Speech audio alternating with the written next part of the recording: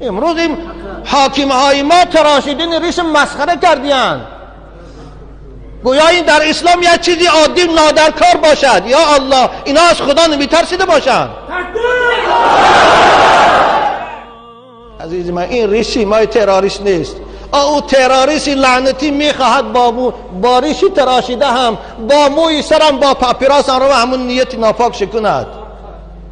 محمد تروریست نبود، اصحاب محمد تروریست نبودن، ریش زیباگیشان بود. ما علماء الحمدلله تروریست نیستیم، ما از تروریست بیزاریم.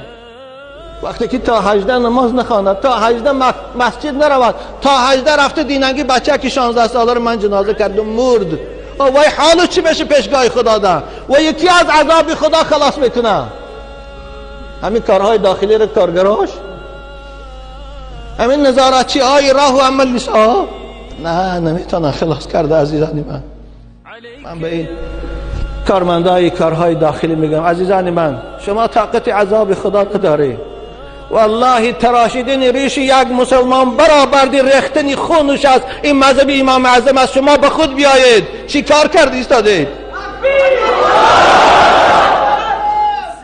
ما هیچگاه ناآرامی کشور ما نمیخوایم. ما میخوایم جمهوری ما آرام باشد، تنگ باشد، پیشرفته باشد. نخواد که همین مسجدها آرامی جمهوری ما رو کلید کنند، نخواد که همین ریش آرامی جمهوری ما رو کلید کنند.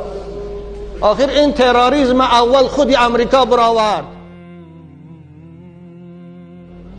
من رئیس جمهور شخصا خودم احترام میکنم، در من حضرت قبلگاهی شنیده بودم که نسبت این کس شما خیلی با آداب و با احتیاط باشید. من تا آخر در این عهد حضرت قبلگاهی میستم، لیکن من باز به اعلان میکنم به همه فهمند، همه حکومت دارا باید فهمند که پیغمبر ما گفت است لا طاعت لمخلوق فی معصیت الخالق. اطاعت مخلوق هیچگاه جایز نیست. خواه رئیس عالی است، خواه جناب عالی است، خواه پرکرار است، خواه سود است، وقتی که در او رو ما قبول نمیکنیم. ما قبول، یکی من اگر سرم برن قبول نمیکنم.